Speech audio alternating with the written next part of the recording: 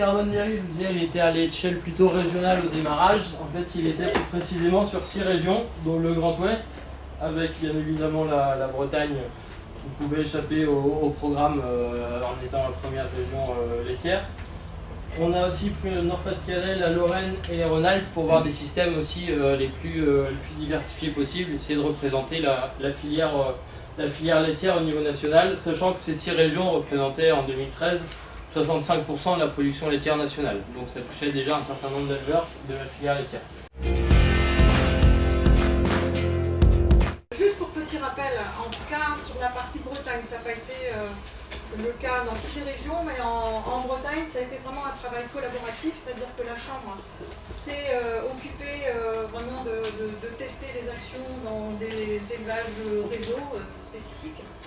Donc on aura des données intéressantes tout à l'heure données par Isabelle. Nous, on avait des données de masse, donc on a travaillé sur des données de masse pour créer les références. Alors, si on regarde quand même l'évolution, donc en 2013, on a des données sur 1974 élevages. On avait des émissions brutes à 1,01 et en 2016-2017, on est à 0,96, donc on a baissé de 5%. Donc en 2016-2017, en Bretagne, on nourrit 1887 personnes par élevage, c'était 1883 en 2013. On stocke 250 kg de carbone par hectare et par an, c'était 220 en 2013. Et on entretient 103 hectares de biodiversité, c'était 73 en 2013. Donc la Chambre d'agriculture a suivi 10 fermes innovantes. Il y a 3 exploitations sur les 10 qui achètent des fourrages régulièrement. Donc il y avait une problématique autonomie fourragère, autonomie protéique qui est vraiment ressortie chez 8 fermes sur 10, modification du type de concentré utilisé, travailler sur la teneur en protéines de la ration, travailler sur le rendement valorisé en herbe, diversifier la ration hivernale. Donc c'est vraiment le gros levier d'action choisi par les éleveurs.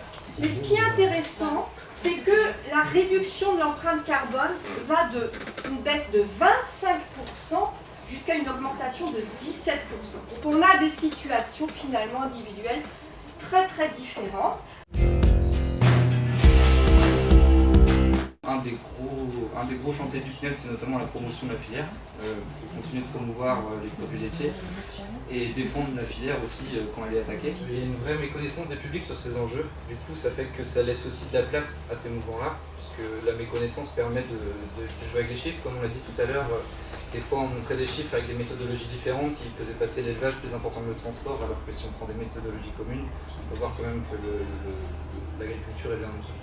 Les exemples que j'ai pris pour cette méconnaissance, c'est par exemple la possibilité de faire du stockage et de séquestration du carbone dans les prairies. C'est quelque chose qui n'est pas connu. Enfin, quand on va parler de l'impact carbone de l'élevage, on va juste insister sur ce qu'il peut faire, mais pas sur aussi sa capacité à stocker, ce qui est quand même un grand avantage.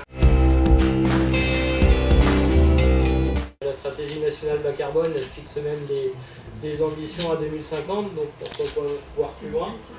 Avec l'objectif de maintenir l'avance française, on a pu le voir, hein, on est une filière dynamique sur la thématique, donc il faut continuer en ce sens. Avec plusieurs instances, on a associé toutes nos fermes expérimentales dans le Grand Ouest. Et donc chaque ferme expérimentale a un sujet à aborder et expérimenter. Sera la ferme bas carbone. Donc on va faire des tests là, on va arriver. Et ne pas oublier les personnes individuelles, le consommateur, le citoyen, qui va aussi faire un effort, moi, et pas que les agriculteurs.